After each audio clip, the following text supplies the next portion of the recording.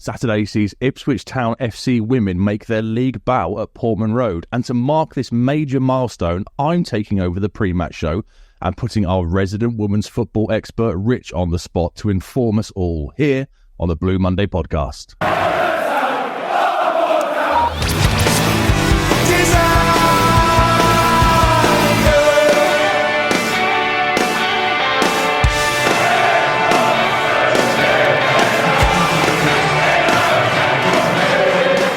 Hello and welcome to the Blue Monday podcast, discussing the town up or down since 2015.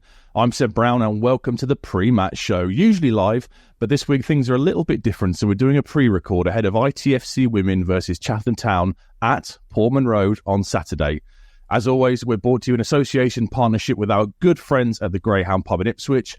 And joining me as usual, but you may notice a slight role reversal in where we're positioned on the screen, is my good friend Rich Woodward. And Rich, it's your turn to do the heavy lifting for a while. How are you?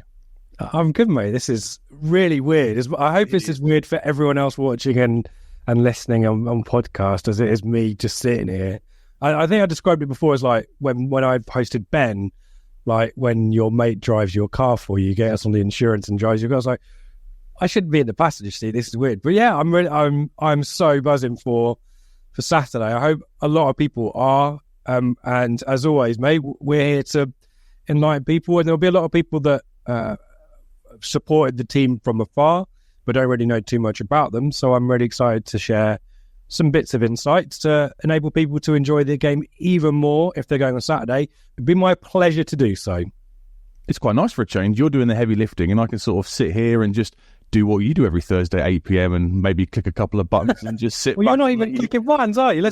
You've ruined it. You've ruined the facade of it. Yeah, I'm not. Rich said it's like watching somebody drive your car. This is like a driving lesson where the instructor has their kind of hands and their feet firmly on the pedals and the wheel to make sure we don't go too far astray. So we will try and keep it to the sort of semi-regular pre-match show format. Obviously, normally we do focus on the opposition, and I'll sit here and tell you how many headed goals X has scored from an in-swinging corner. But this time what we'll do is we'll discuss Chatham a little bit, but the main body of this piece will be all about ITFC Women. Point of this, as always, is that if you're sitting there in the ground, maybe you're watching ITFC Women for the first time, you can just have a quick chat with people around you if need be and drop a moment of wisdom that Rich is going to impart on us all throughout this podcast. And as always, that's what we're here for. So we'll start with the news, because we normally do that on a pre-match show. So we'll continue the normal format. Sheffield Wednesday reaction for you post kind of Leeds, obviously the euphoria, the 6-0. Did any of us really think that Millwall would do us a favour on Sunday? I didn't even bother watching it. I watched the Liverpool-Man United game because I thought it would be a pretty comfortable Leeds victory. But here we sit, kind of 72 hours on from the Leeds game, from the Sheffield Wednesday game, 6-0, still buzzing? Yeah, and I volunteered to watch the Leeds game with Ben on his live stream. Yeah. On Sunday, so I got to see it firsthand, and there was a point in the second half where you thought Millwall might have played a blind here. They were totally under the cosh. Leeds should have been 2-3 up by the time Millwall made a quadruple, a kind of a McKenna-esque quadruple sub, but just couldn't make that the kind of the territory that they started to convert that into meaningful chances. I don't think Leeds were brilliant. I guess they didn't have to be.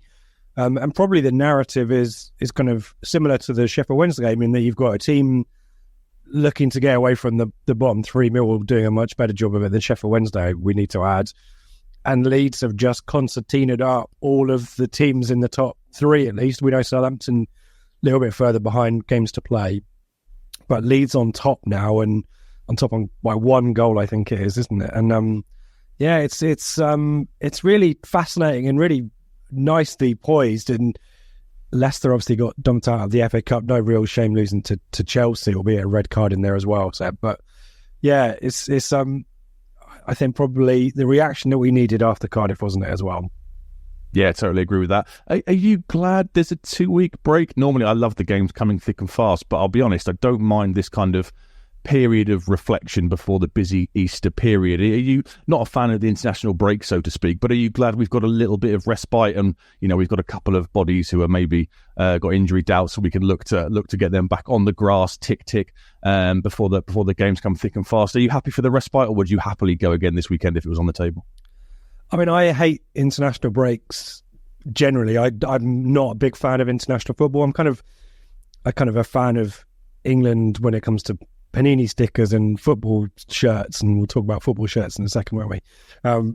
But yeah, I'm just not a fan of international breaks during the season. I don't like that. I was going to say I don't see the point in international football, but obviously tournaments are great. But I just think it punctuates the program, and we're going to have 4 games in 2 weeks start Easter, yeah. And you kind of think, well, just drag Blackburn to this weekend maybe. But the flip side is that we get an ITFC Women game at Portman Road. It opens up the potential for that. And I know a lot of people listening will be maybe going to see non-league games as well and all that kind of stuff. So, yeah, not a fan of it, Seb, but it is what it is, and that's the deal, isn't it? I mean, there's not much we can do about it, sadly. No, very much so. I guess, like you say, it's a chance to reflect a little bit, hopefully get some of the injury doubts back in full training before Blackburn next week. One other piece of news that I have to ask you, because you and Joe are our resident kit aficionados, aren't you? It's been announced today that Castor have acquired Umbro. Apparently, it has no bearing on Ipswich Town. Our kits for next season have already been signed off. The statement says they are thrilled to announce they've completed a deal with Umbro licensee GL Denmark to sign an exclusive Umbro professional team sports sub-license. This sub-license allows us to market the Umbro brand in the UK, Germany, Austria, Switzerland, Belgium, Netherlands, and Denmark. As far as we're aware, it's pretty much business as usual, certainly for next season, because that's the last of the 3-year deal, I believe, isn't it? And the suggestion is the kits have already been signed off. Do you think this is a pathway to a change, maybe if later on down the line? And what's your general thoughts in general about Castor? I'm not a big kit person. I don't really know much about them. So anything you want to kind of bring up on that? Yeah, I mean, I'm pretty impressed with what Umbro have done with us so far. Bespoke designs. I know this season's home kit in particular was a little bit, not marmitey, but a few people didn't necessarily like the design too much. I know we kind of bitched a little bit about the sizings, but I think that's just because they're different to Adidas rather than being anything outlandish. And to make us all feel better about buying like 2XLs and stuff. Well, yeah, indeed. Yeah, absolutely right. By the way, buy goalkeeper kits from Umbro because they are sized much bigger. So I can get an XL in the keeper kits. By the way, there's a bit of citizens' advice. I would imagine from a corporate perspective, you acquire a brand to not maintain that brand and continue it in parallel with another brand that you have. Either Umbro is going to be absorbed into, let me use a Star Trek word that you like. Umbro is going to be assimilated into Castor. It's unlikely to be the other way around, isn't it? And in terms of if then Castor become the kit manufacturer, and as you said, I think the deal ends 24-25. I mean, Castor are going to be in the driving seat in terms of the renegotiation with us. My issue is this season has been issues with Villa, isn't there? And the sweaty, wet look kit. But previously to that, I mean, they designed some decent kits, a UK-based company, which, is kind of good for the economy and all that kind of stuff, but really expensive kits, training wear, really expensive. So it is kind of a bit of a premium brand. So I guess wait and see. The good thing, as you say, is that everything that matters for next season is, our Premier League kit is kind of locked in. Wink, wink, wink. But longer term, yeah, I'd be interested to see where we end up. But it feels like Umbro isn't too long for this world as a brand if this deal is what I'm expecting to happen. So a bit of a shame. I quite like Umbro, but yeah, I think it's like when all your good beer brands like get taken over by massive breweries. It's kind of not really the same, and this kind of feels like that situation, Seb. Yeah, we shall see what comes of it. Hopefully we know we've got one more season of Umbro, and then we'll see what happens after that. Right, what we're going to do then is, so Rich has been working like a trooper for the last 3 days. Is it your third podcast in 2 days at the moment? Yeah, so yeah. Rich has done a pre-record with friends of Blue Monday sponsored Lucy O'Brien along with Town forward Issy Bryant. So we're going to chuck that in now. Rich caught up with the girls regarding the game on Saturday. So we'll put that in now, and then after that we'll come back and we'll get into the meat and bones of the Saturday game. Ahead of a big game at Portman Road on Saturday, I'm delighted to welcome two of the stars of this Ipswich Town women's team getting excited about a match on the pitch at Portman Road. Lucy O'Brien, friend of the podcast, of course. We know you very well. And Issy Bryant, welcome to Blue Monday, making your podcast debut. Issy, we'll start with you. How's things? And give us your emotions in the kind of lead up to the big one on Saturday. Yeah, things are well. Things are really exciting. massive game ahead of us on the weekend. I think history to be made, and to play in front of all the fans that have been there consistently with us, and to get even more, I think it'll be amazing. Yep, exciting times. Lucy, we've spoken to you many times. I think we may have alluded to the possibility maybe of playing one day at Portman Road, but here we are. How are you feeling? I guess a weekend off as well.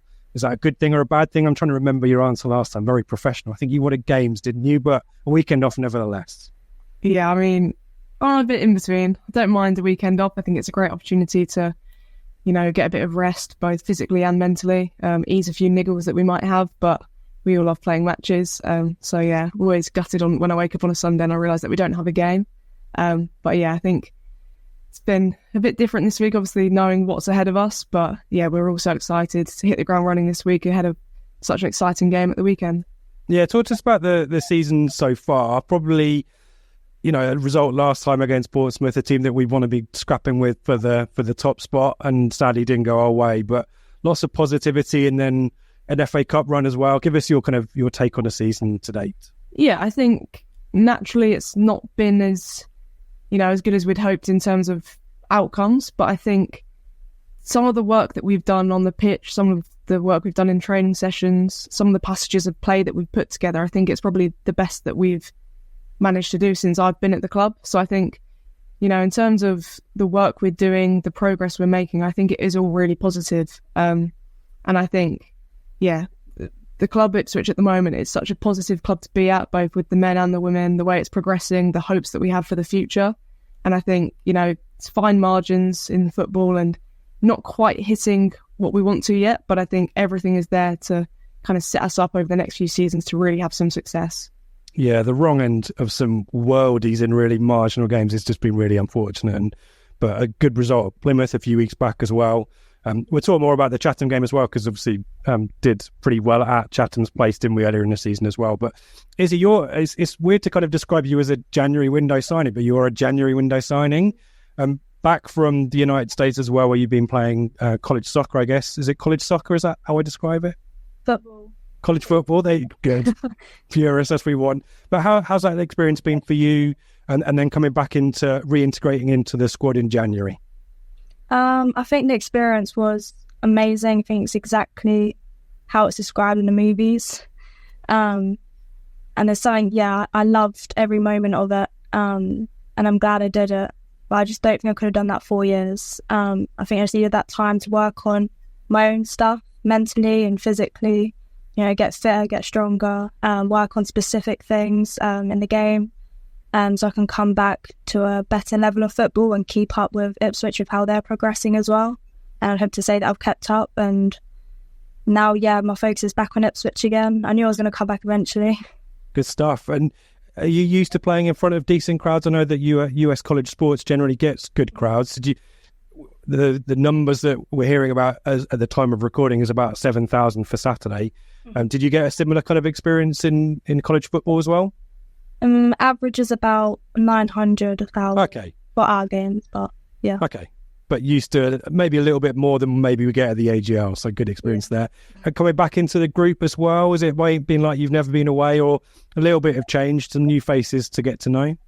Well, I'll be popping back every Christmas, every summer, so I'm still keeping up with the team. But now being back full time, seeing the same faces is great. And then a few new faces that I'm now good friends with as well. And just the team, everyone just gets along so well. It's brilliant to get back into. Great stuff, yeah. And to your point, Lucy, before about things growing off the field, that team spirit and all that kind of stuff, we definitely see that as supporters as well. So great to hear that for you, Izzy, as well. We're going to take things back to basics. We've spoken, Lucy, as we said a few times, but a lot of people for the first time getting to Portman Road and getting to watch the team. So I thought it'd be good to start with, we've got number 11 and number 12 in the right order, I'm thankful to say. Lucy, we'll start with you. Describe your role in the team, the kind of the way that you like to play. Yeah, so I'm a midfielder, primarily more attacking, though at times this season I have been played a bit deeper. But yeah, I like getting on the ball in little pockets. I like driving at the ball when I've got space. I think that's probably my best attribute. And yeah, I try to be a really creative player in the team, have lots of influence in games, and yeah, get goals and assists where I can. like the drop of the shoulder every now and then as well. Are you two-footed as well, am I right? I've definitely got a decent left foot. I wouldn't say two-footed, but yeah, certainly not a weak left foot, I'd say. Great stuff. And Issy, what about you? So yeah, I'm a right winger. I like being in a space, receiving it, driving at players, being able to cross the ball into the box, hopefully get some attacks, using my speed, hopefully create anything I can. And normally I come on obviously for like the last 20 odd minutes, 30 minutes, hopefully come on with a positive aura, bring that energy into the game with fresh legs. But yeah. And can you play central as well? Could you play a number 9 if you wanted to be? Yeah, I used to be a striker for like 10 odd years, so yeah. Could do that job as well. And both of you, I need to give massive credit here as well. Both ice cool penalty takers as well. We remember the FA Cup ties. Do you remember? Issy, you went first, didn't you? Or did Lucy? Who went first? I'm trying to remember. Lucy. I was first. But both of you, ice cold and the penalty shootout, I remember as well. Might not come in handy on Saturday, but nevertheless, it's a great attribute to have that calmness when everything around is going crazy as well. We let's get some insights into the rest of the team as well. I've got a few kind of short fire questions on getting to know the rest of the squad. You can both give me a different answer, but ideally it'll be good if you agree. And also, if you want to nominate yourselves, also great as well. Who's the most skillful in the team, in your opinion? I think this is quite difficult. I think in terms of technical, I know it's not quite skillful, but technically I'd probably say Bonnie. Like, the ball will be miles up in the air and the way she brings it down is, on a different level. In terms of skillful, I'm not sure. I mean, Pesk she can just wriggle out of every situation, so she's up there. Issy, what do you think? I think Lucy could be up there as well. I do like a good step over and a double shot practice. Yeah, I'd have put you up there, Lucy. You're far too humble and polite to do that. So I know. I'm glad Issy said it. So that's good. Issy, we'll start with you on this one. Who's the quickest in the team? Tash. Yeah. Peskett, Leah. There's a few. I'd say, Tash, Peskett, Lena probably, and Issy. I mean, I don't think you've done max speed since you've been back from America, but certainly before you went, you were up there. So max speeds, is that what it sounds like? You basically stand in front of a speedometer and run really fast, yeah? We have light gates, yeah. Well, so we wear our GPS and they give us match speed kind of every training, every game. But then we also, at certain points in the season, do 10 metre, 30 metre sprints with light gates. Okay. Does it get competitive? Yeah, I think so. Good. I hope so. Summer, I'd chuck Summer in the mix maybe? Yes, I think she's quick. I mean, predominantly it's just stamina, so she probably seems quick when everyone else is just knackered. That's she true. Keep going. She's still dashing in 90 minutes. Yeah, good shout. And I guess that I've spoiled my own questions here. I was going to say who can run all day. Is that Summer? Yeah. Yeah, nice and easy one there. Who's got the hardest shot in training? Whose shots are you avoiding getting in the way of? Lucy? Do you know what? I'd actually say probably Issy. I think when she strikes the ball sweetly, I don't think anyone can hit it harder. And we saw that with the penalty against Southampton those few years ago. That penalty was struck very fast. Is he taking that one?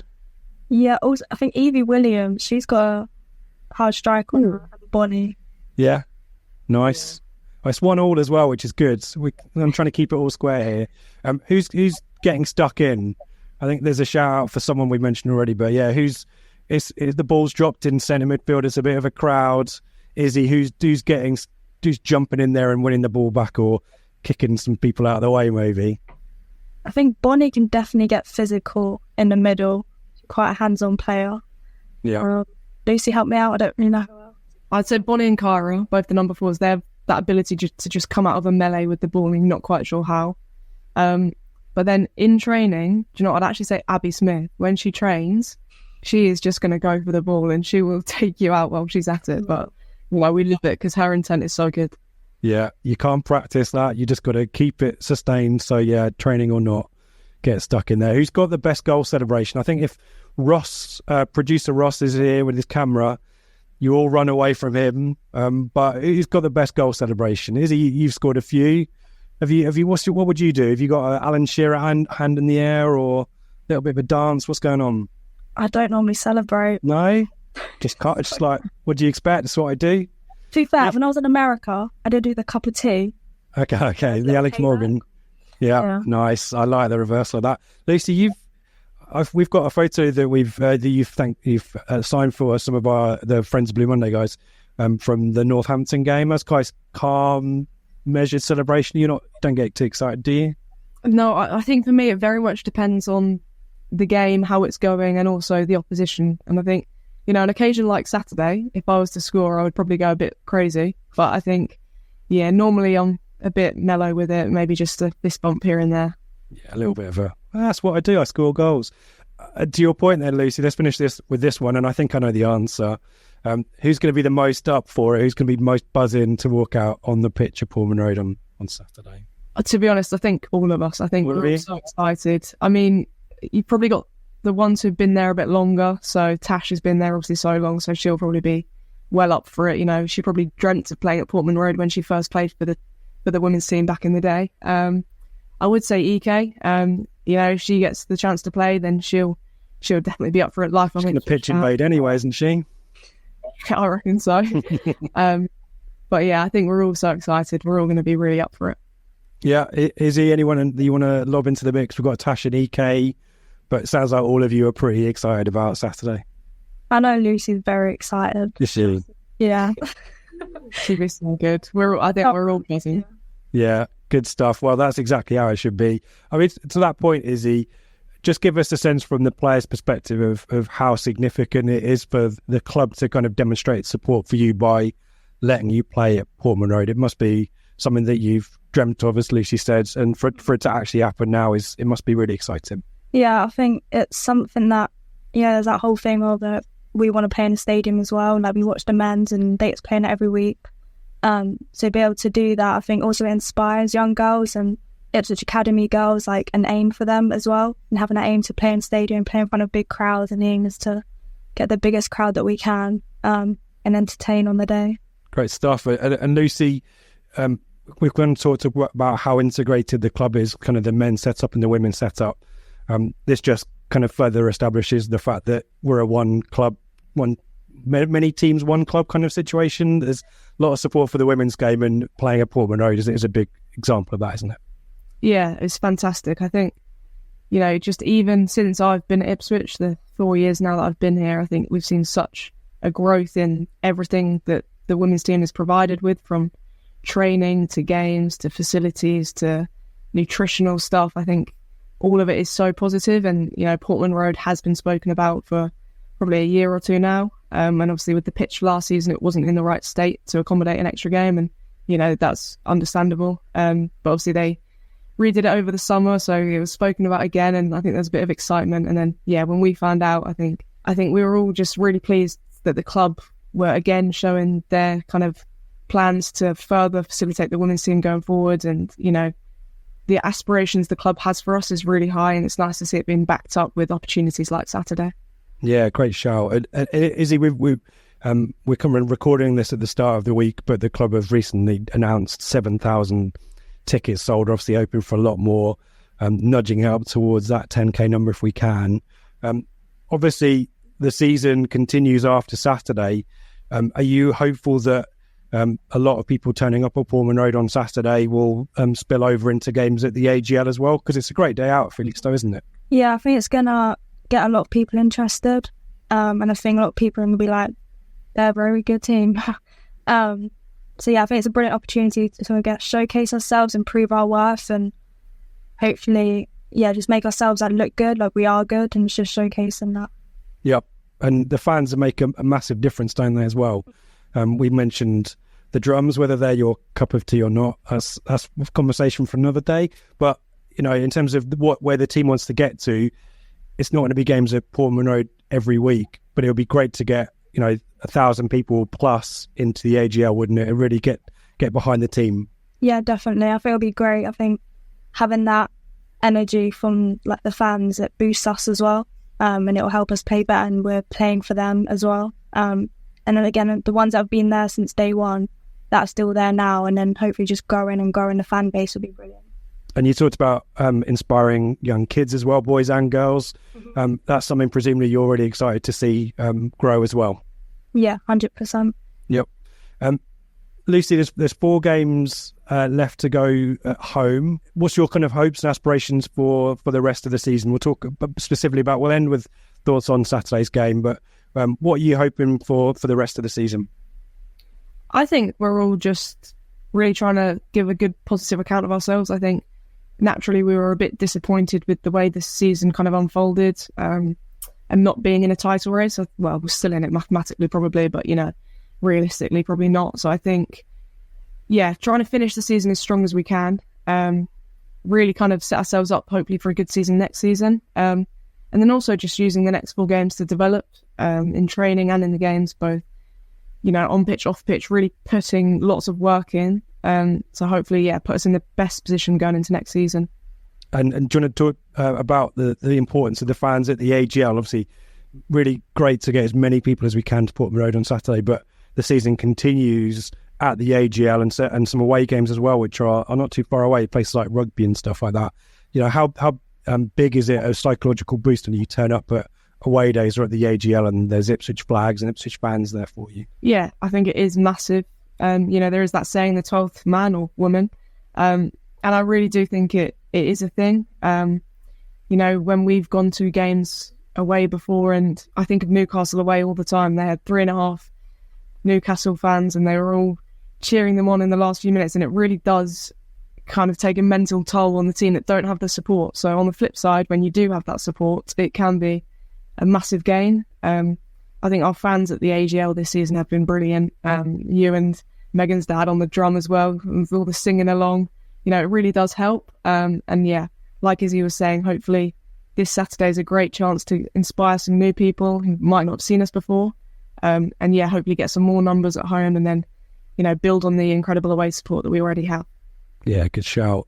Izzy, we need to remember that there is 2 teams that take to the pitch on Saturday, Chatham as well, actually fighting for their league survival, aren't they, as well? What's your take on them as an opponent? Chatham, I think, even though they might be lower in the table, they're still a good team, play good football. And I think it doesn't matter who we play against. I think we need to focus on how we're going to play, playing the football that we know. It's our game, make sure that we're the ones in control. And I think it doesn't matter the team, where they're on the table. I think the aim on that day is to win the game, showcase ourselves, be good, play good football. Especially on the field as well, where it's nice grass, the goals, massive pitch. I think it's a great opportunity to do that, and we can play that football that we want to play. Have we figured out the difference in dimensions between the AGL and the Portman Road pitch? Presumably, apart from it being a bit flatter, hopefully, is it a lot bigger? Is it your crossfield passes need a little bit more pace on them? Yeah, I think, let's say summer, we'll probably be dead at the end of the game. Yep, good to know. Yeah, we'll look out for summer substitutions for her. I've already seen summer get subbed, so yeah, we'll keep a lookout for that one. Yeah, Lucy, you mentioned kind of the opposite effect in terms of the crowd situation. You've probably been in situations yourself as a player where you are the underdog or you are the away team and in a kind of a bit of a cauldron or an atmosphere. Presumably, in those situations, you want to take the game to the opposition. You want to kind of spoil the day. So you kind of have to be prepared for Chatham and wanting to get one over on us, haven't you? Yeah, of course. And you could look at it as though we have nothing to play for where they have everything. So they're going to be well up for it. It's not just a big occasion for us, it's a big occasion for them. I'm sure they'll be coming to Portman Road and they'll be looking to get 3 points, looking to spoil our fun. We'll have to be on our best to beat them. But all being well, it should go swimmingly. We know that you guys like to play football. We know that the Portman Road pitch probably is the perfect place to showcase that. We're really excited. The drum will be there, whether you like it or not. But hopefully, thousands of Town fans getting behind you. I hope you have the best day on Saturday. I hope the result goes your way as well. But enjoy it. Hopefully, it's the start of many games. And thank you for speaking with us. Thank you for giving us your time. Thank you. A great video there, obviously, Rich. And interesting that the girls and you talk about how used they are to the AGL pitch. Saturday's going to be a little bit different, isn't it? On a much bigger pitch, in a much bigger venue. What are your initial thoughts of this game? It's been a long time coming, and this is a huge, huge deal, isn't it? Yeah, it is. Yeah, it's difficult to kind of understate or overstate. I always get that mixed up. how meaningful this is in lots of different ways. It's not just the fact that this is a really great Ipswich Town team that gets to play on the pitch of Portman Road, having played at Felixstowe for the majority of our history. But it's getting people to watch them and realise, as you did at Plymouth, that this is a team that plays the game in the right way. It's a young team. We'll talk about average age, 21 of this squad, and they've earned it. And I'm so delighted for them. But yeah, it's going to be a different experience.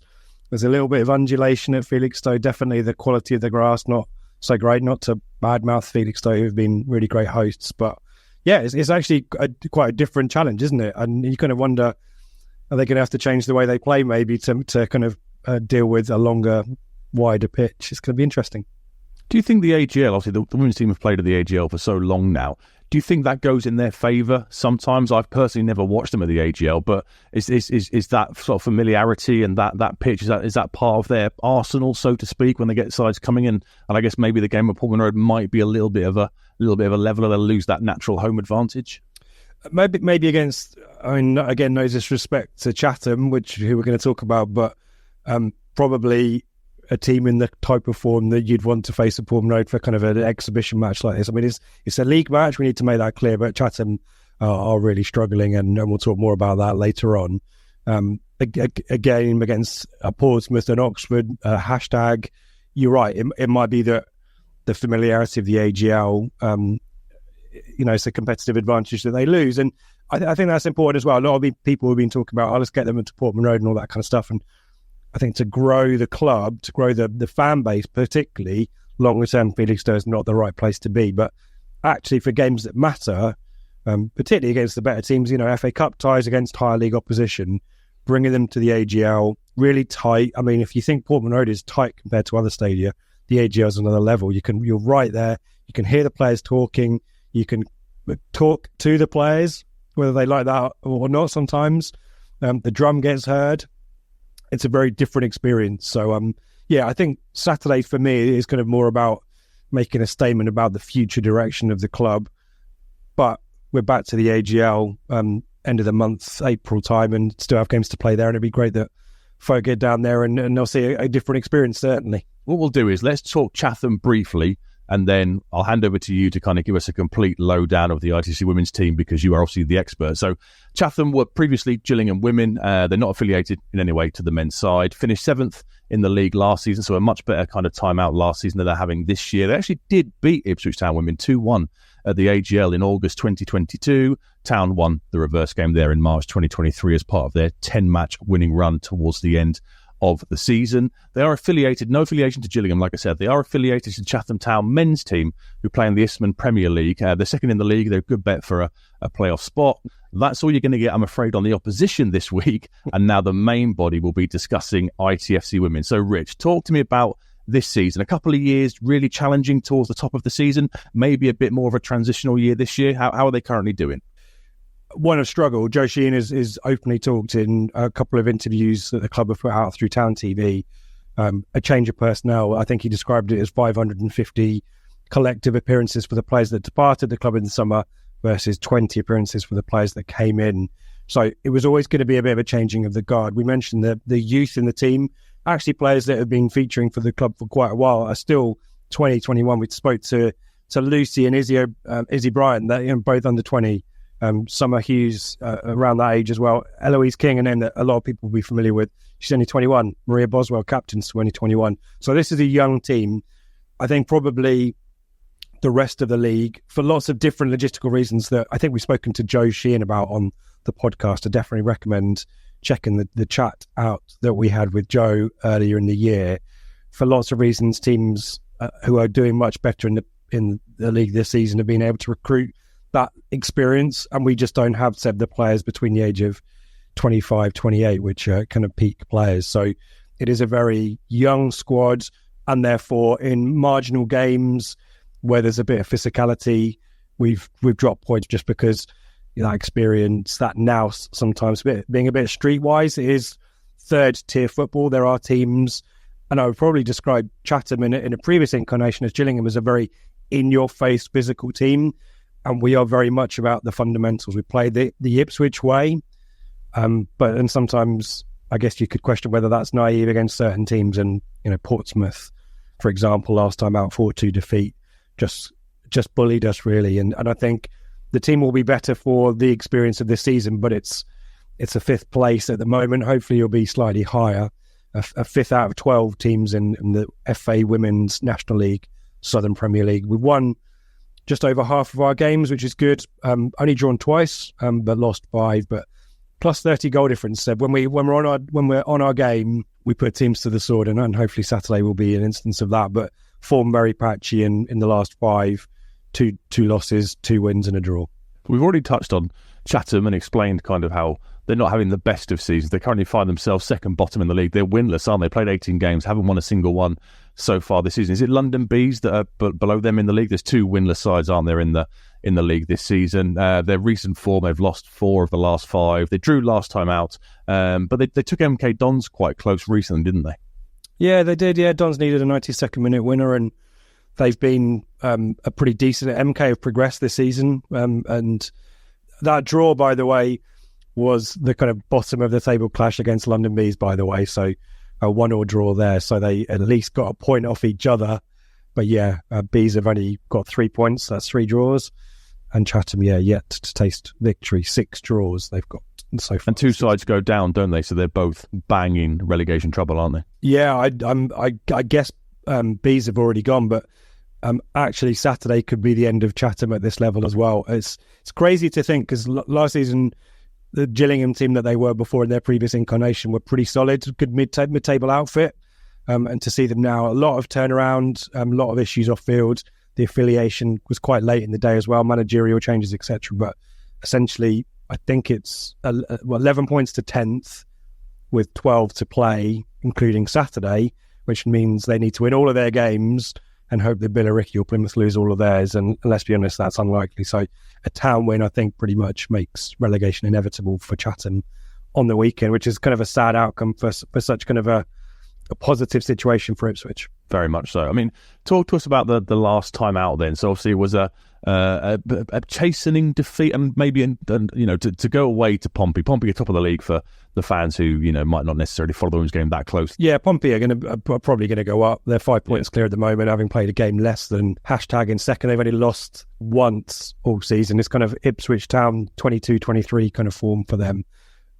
They've just got the players of the right age, Seb, experience, a little bit more physicality, and they score all types of goals. I think we are quite purist in the way that we go about things, try to get our good passages of play, but Pompey will hit a free kick or they'll hit a shot from range. That's what did us in the 2 consecutive games that folk might remember us talking about earlier in the year, when they beat us in the Cup and then beat us in the league 2 weeks running. And it was long range goals, speculative efforts that won them the games in those. And it just kind of felt like it was, I was going to say women against girls, but it was kind of that, a little bit more physicality. Town did well to get in the game at various stages, but realistically, Pompey well-deserved winners, and good luck to them, I guess. It's sad to see them in the situation that we were hoping to be in ourselves. And disappointing last time out against Pompey, but last time out against Chatham, a big victory, 6-1, wasn't it, in October 2023? Talk us through that one quickly. Yeah, 4-0 up at half-time, Seb, and one of the few away days I've done this season. With the drum, successfully. I was going to say, were you banned from banging the drum, or did they allow it? We were bloody noisy, I shall say. It didn't go down particularly well. I think pretty much I'm not going to say we outnumbered them, but close. Ipswich's away support is pretty unique at this level. I think Oxford and Portsmouth, probably 2 teams that also boast similar levels of away support. And we were just, noisy, got right behind the team and bossed it from minute 1 all the way to the end. A little bit of a disappointment. Ruby Doe, who we'll talk about, got sent off. She was hacked down. Referee didn't really penalise it. And she took exception to the player that fouled her as she was getting up, and got a straight red card, which was a little bit harsh in the circumstances. But Town bossed it. Natasha Thomas got a brace. Goals also for Gunning Williams, Horde, Pescott, and Nia Evans as well, who hasn't featured too much, is out on loan at the moment. And Breon Grant scored the goal for Chatham, their best player, according to my minimal research on Chatham. And she's recently joined AFC Wimbledon, so she won't be featuring at the weekend, which is another thing in our favour, I guess. Joe Sheehan's come out today and done a bit of a pre-match presser. A guy that you've spoken to a couple of times. He's celebrated 5 years in charge of the women's team, which is a phenomenal milestone. He's got a win ratio of roughly 70%. How good is Joe Sheehan, and how much has he kind of, changed the ITFC women's side since he took over? Yeah, I've got to know him a little bit over the last few years. A pleasure to speak to him about football. Someone who's got a clear philosophy. Someone who I think has really benefited and bounced off ideas that Kieran McKenna has put in place for the men's team as well in the last few years. And someone who's got a vision for this club, a vision for youth football in the area as well. Someone who's done a lot of hard work, certainly for Essex County, but wants great things for this club. And maybe a little bit underrated, goes under the radar perhaps nationally. I think maybe a little bit underappreciated. You'd celebrate 5 years in charge and maybe people think, oh, he's been around for a while, and get a bit bored. But I think Joe goes about things the right way. I said, mitigating circumstances a little bit in terms of the personnel at his disposal, but never compromises on the way that we want to play. Maybe that's sometimes to a fault, but really proud to see what he's doing for this club. And a massive part of what ITFC Women's about on and off the pitch, worked really hard. So great to see Rachel Harris come in and support him in the GM role. But yeah, a lot of time for Joe. And I think you mentioned a few stats. His goal difference, I think, is nearly around plus 300. Probably take a little bit of a setback, but stats are amazing. Absolutely crazy. Nearly 70% win ratio and a goal difference of nearly 300. Absolutely phenomenal job he's done there. In the opposition dugout for Chatham, you're looking at Keith Bonus. I'm going to go for 64-year-old, appointed after the 6-1 previous game in October 2023 between the two sides. Bonus has had spells working at Charlton, Millwall Lionesses, who he joined for a few months in mid-2023, Watford, and the Estonian national team, where he was in charge for 7 years. So, yeah, a bit of experience. Kind of two ends of the spectrum, isn't it? You've got Joe, who has celebrated kind of 5 years, but he's still relatively new in the role, versus Keith Bonus, who's kind of 64 years old and has kind of been around the block a little bit. Yeah, and really highly thought of as well, Keith Bonus. I don't know a great deal about him, and I'm going to do what the BBC seem to do to me every time I speak to them, and out him on his age, 64. So a little bit of the different end of the spectrum for Joe, who's in his 30s, disgustingly. So yeah, different ends of their careers, but very highly experienced, and I guess probably quite frustrated that he's not managed to turn around their form there. I'm sure if he'd started in the summer and they'd, as you mentioned, they had a few interim managers before he came in as well. I think he might have been able to have a better fist of the season, but sadly, coming part way through, some of the damage had already been done. Right, well, it wouldn't be the pre-match show without a little bit of pluggery, so forgive me going through the next couple of bullet points. We are, of course, brought to you in partnership with our good friends at the Greyhound Pub. It was great to be back there for me last Saturday. First time in a few months I managed to get there. Great to see the beer garden full of so many people. It's open as usual from midday this weekend coming, so make sure you get yourselves down there before kick-off. The usual menu is out and the usual suspects will be there in one of the pods. So make sure you get down there in plenty of time. Say hello to everybody. It really is the best pre-match venue in the town, without doubt.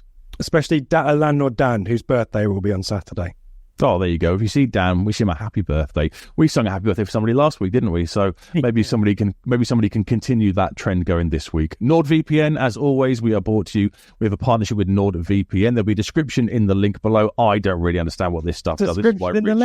This is why Rich is here. In the link. NordVPN will protect you online. I mean, I'm talking over you. I'm the host. I can do what I like. I'm doing what you do. If I talk over you, eventually you'll give up. NordVPN protects your online presence, so you can use it to go shopping, get the best deals on flights and that kind of stuff. And there's a description down below. Just click on it because you'll save a bit of money. And I'm sure somehow Blue Monday gets some sort of recognition from the NordVPN people. Nick Ames' interview is out now. It dropped on Tuesday evening. Rich has had a sit down with our resident ITFC expert, Nick Ames, who's also in our Telegram group. Another reason to come and join Telegram, discussing the state of all things ITFC. That's out tonight down the main pod feed, so be sure to give that a check out. Flagship will be back as usual, reflecting on the women's game and kind of a general state of play for ITFC going into these last 8 or 9 games. Rich is back in the host chair. Dave and Joe are joining him. So a bit of women's chat and then kind of the state of play and a bit of a Q&A for the upcoming remainder of it's the running now, isn't it? Yeah, officially the running. It's the running. For the business end, the running of the season. Next week, things will be a little bit different. We're playing on Good Friday, obviously. So me and Rich will flip screen positions back. I'll do my usual research, and the pre-match show will be out next Wednesday, live at 8 p.m. as normal, usual places, but it'll be next Wednesday instead of next Thursday, given the game is 24 hours later. Can I, in terms of Saturday, just very briefly before we start talking about Saturday again, if you want more information about what's happening, the club will be tweeting lots of stuff, but the women's club does have an official supporters club. It's ITFC WOSC. If you want more information, give them a follow. We'll be tweeting or posting all kinds of stuff about the fan zone will be open. If you want to get involved in chanting, what the players' chants are, all of that kind of stuff will go down the ITFC WOSC social feed. So go and give them a follow for more information about how to get involved and get singing on Saturday. Sorry, Seb, keep going. No problem. Right, so we've dealt with Chatham a little bit, we've dealt with the managers, etc. Let's talk about the players that the people in the ground are going to be seeing on the weekend. We've heard in so many AGMs over the last few years about instilling this kind of philosophy throughout the club in terms of playing styles. So they want the same playing styles from the under-21s, the academy sides, the women's side, the men's side. What can people expect to see when they turn up at Portman Road on Saturday? Well, to do my best Seb Brown impression, a 4-2-3-1 system, Seb. Everyone's bloody playing that. And it is almost identical in terms of philosophy. So left back will bomb on, have a lot more space. The left winger is actually more of a forward, so he will tuck in and will pass out from the back. Keeper, very much part of that, maybe to a lesser extent than Hladky does, but the same philosophy is very much visible and will be on display on Saturday, playing out from the back. Passages of play through the midfield, out to the wide players, forward drops in and looks to support the play, and the attacking players get beyond the forward as well. So very, very familiar.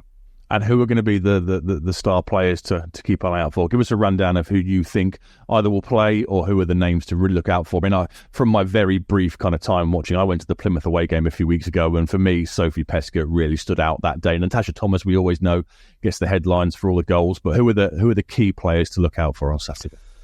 I'm going to take a big deep breath, and I'm going to see if I can name check everyone in the squad as quickly as I can, and I'll try and flag the key players as we go. So keeper will be Laura Hartley in goal. 23-year-old former Norwich Academy, a lot of ex-Norwich Academy graduates in the squad, but Laura Hartley will be the starter. Poppy Soper is a name that people might be familiar with, was on loan from Chatham, but she was recalled, which means that Nina Miolo, who'd been on loan at Cambridge City, 19-year-old keeper who's impressed on loan there, and has actually got a call-up for the Philippines national side. She'll be the backup. And both of them are used to that kind of playing out from the back style. So you expect them to have a lot of the ball at feet. Fullback, the Leaf Davis of the ITFC Women team is Summer Hughes, who actually can play either side. I got her age wrong earlier. She's only 20. She will run all day. We heard Lucy and Izzy talk about Summer. She will be up and down as you expect in that role. And on the right-hand side, a little bit of doubt about Maisie Barker, who's been injured of late. Only 21, she came from West Ham. Little bit of a shift around. Maria Boswell, who's the captain, has been playing centre-back, can play wide right. Or youngster Leah Mitchell, only 18, also can play there, quite tall. But all of them very comfortable with the ball at their feet. Need to talk about the skipper, Maria Boswell. She took over the armband since December when Blue Wilson left the club. Very calm, very consistent. And a really strong leader for the group. So keep a lookout for her. She'll be leading the team out, obviously, down the tunnel. Evie Williams might be involved as well, another youngster, quite imposing stature for someone so young. Again, quite confident on the ball, but probably, unlike the others that I've mentioned, Leah's got the height, but Evie's got the physicality, so won't be afraid of getting stuck in there. Some people might be aware of Megan Waring as well. She's last season's player of the season. Sadly, she's been out since the turn of the year with a back injury, so... Right, okay. And we've already mentioned Bonnie Horwood. She's kind of the midfield sitter, previous WSL experience, am I right? Yeah, a good number of top tier and top level clubs, Fulham, Chelsea, Birmingham, Notts County, to name just a few. And yeah, she will feature probably, it might be, Joe might mix it up. Given an exhibition game, a game where we want to, it's not an exhibition game, a game where we want to kind of show the best of ourselves and attack the opposition. It might be that Joe wants to drop one of his number 10s back into central midfield. There isn't a huge amount of choice there. So Bonnie has played of late, but I wouldn't be surprised if someone like Lucy O'Brien or Ruby Doe, we'll talk about them in a sec, drops in. The other central midfielder who's guaranteed to start, assuming she's fully fit, and there's no reason to think she isn't, is Kyra Robertson, one of the star players of the season, Seb. Just keeps the ball ticking over, very Sam Morsey-esque. Some people might have heard her described as that in her co-com's job on Town TV a few weeks ago. But yeah, really solid player, really intelligent. Again, one of the talkers, leaders on the pitch, as well as Maria Boswell. So yeah, keep a lookout for number 8, Kyra Robertson. There's a couple of loanies in central mid that you might see. Millie Broughton and Elkie Bowyer, both on loan from Spurs. Eloise King, I'm through going to the games every week. I've got to know her folks who I hope are listening and watching, and we're really hoping that she can make an appearance as well. See, Ipswich Town through and through. She sits in Block A every Saturday, Seb, and sings the chants and gets involved there. A huge, massive part of this squad, a really popular player, has been sadly unavailable for a good chunk of the season due to injury, but it'd be great to get some kind of minutes. So I'm keeping everything crossed for her. And then the attacking options, I've already mentioned Sophie Peskett, we've mentioned Natasha Thomas. Who are we going to look out for at the top end of the pitch? In the attacking position, you mentioned Sophie Peskett, so give your reflections on Pesk. I thought she was the standout performer. I've only seen the one game at Plymouth, but I see what you mean where you say they play very much like the men's side. She was kind of playing on the right wing, and she looks to really run at her opposition full back and kind of get to the byline, pull the ball across. She got into the box a couple of times as well and got shots off. So for me, she seemed to be the star player by far on that day, I thought. Yeah, I agree with that. And assists and scores, 11 goals in her 22 appearances in all comps. On the other side, it'll be Leonard Gunning-Williams, who's another Spurs loanee, again, only 19, but 13 goals in all comps for her. She will notionally play on that left-hand side in the kind of Nathan Broadhead role, but is more of a forward, so might drift more central, and obviously that makes space for Summer Hughes to bomb on. But she's a really bright prospect and has had a really fantastic season with us here at ITFC. We talked about Lucy. She obviously described herself as kind of that number 10 and marauding, likes to drop the shoulder, tricky player. So she can play in the number 10 role. But Ruby Doe's been picked there of late. She's on loan from Arsenal. She's got 6 goals in 19 appearances, scored against Portsmouth, so I'd probably expect her to start. So across the left, the right, Gunning-Williams, Doe and Peskett. And talk to us then, the GOAT, you've labelled her in the script, the headline act, Natasha Thomas, 28-year-old now, 20 goals so far and 23 appearances in all comps this season. She's just a machine at this level for goal scoring, isn't she? Yeah, we spoke to Tash earlier in the year as well. Great to speak to her, the interview, and you can find that on our podcast feed and our YouTube feed, and just sets record. She's now surpassed 200 appearances for the club. Only the third player to do that, and is nearing, I think, if she gets a hat-trick, she might be there or thereabouts for 150 goals, Seb, which is just unbelievable, and had a great scoring campaign this time around as well. Yeah, 15 in the league, I think it is, which is the second top scorer in the league. So she'll be leading the line. Behind her might be another option is Issy Bryant, who we've spoken to as well. Used more as a right-sided player, might come on for Pesk. I'm sorry for using player abbreviations and nicknames. It's more common in the women's, following the women's team. Sophie Peskett, if she's withdrawn, Issy might play there, but Issy can also play up front and keep a lookout for that fearsome shot that Lucy was talking about as well. There is kind of a weird bit of Ipswich Chatham interest with Holly Turner, who's an Ipswich player but on loan at Chatham. Obviously won't be able to feature this weekend, but has impressed for Chatham and was their player of the month in February, but sadly for her won't be able to feature on Saturday. I wonder whether she'll be wearing Ipswich bench wear or Chatham bench wear, Seb. Not too sure. You'd go neutral, wouldn't you? You wouldn't get involved between you. Maybe so. It'd be like if the men's side drew Chelsea in the cup. I'd like to think Amari Hutchinson was sat in the stand in just a regular hoodie and not showing his affiliation. Any players standing out for Chatham before we wrap it all up? I mentioned Breon Grant, who'd got 8 goals but has gone. They've made a couple of signings. Lois Colley and Carisha Aiton, who I don't know anything about really. Ellie Jeffkins scored the goal. I forgot to mention the goal they scored against London Beast, for that draw was a penalty as well. So right. I think she might be their top assist maker as well. So Ellie Jeffkins, Lottie Sharp, but yeah, I'm not going to pretend I know a huge amount about Chatham. And to be honest, if we're honest, Seb, Saturday is about Ipswich. Whatever the outcome, really, it's about the future. And hopefully, as you said, we mentioned it a few times, Norwich got about 7,500 for their first game at Carrow Road. If we get 8,000 or more, that is just a huge endorsement for what Joe, Rachel and the team is doing. So please get behind them. Please get involved. If you're thinking of turning up on the day, I don't think you can pay on the turnstile. You have to buy your tickets from the club, but I think they'll be on sale right up to kick-off. So please get involved. It means so much to the team. We heard Lucy and Izzy talk about it. We've heard the skipper, Maria Boswell, talk about it, Joe as well. And as a fan, Seb, as a season ticket holder for the last 2 years, I just can't wait to see this team on the biggest stage for Ipswich Town, isn't it? Portman Road.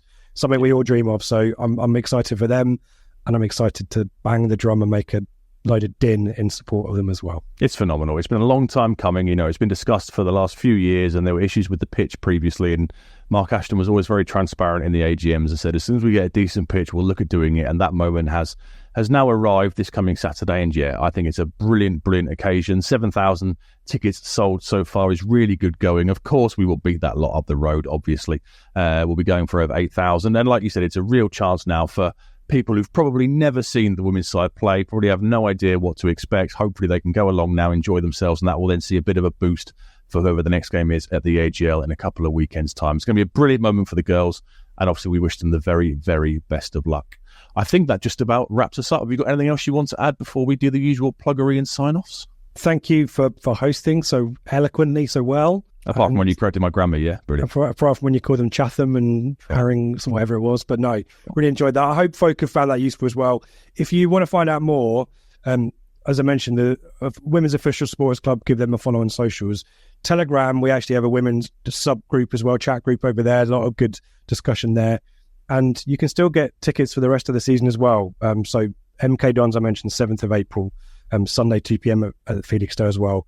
Lots more content coming from the club as well. But really excited. And I think probably the key thing that Joe mentioned in his press conferences, worth repeating as well, is this is about the next generation of footballers. It's about young girls, even young boys as well, being inspired by this team. If you can't see it, you can't be it. And that's really core to why the club is doing this on Saturday. So I hope folk have found this useful. I've enjoyed providing and giving all of my 2 years worth of Ipswich Town women supporting knowledge in a podcast, and hopefully see plenty of you on Saturday as well. Well said. I'll do a couple of usual plugger in, and I'll pass to you for the final sign-off. As we said, get yourselves to the Greyhound, open from midday on Saturday, like a normal match day.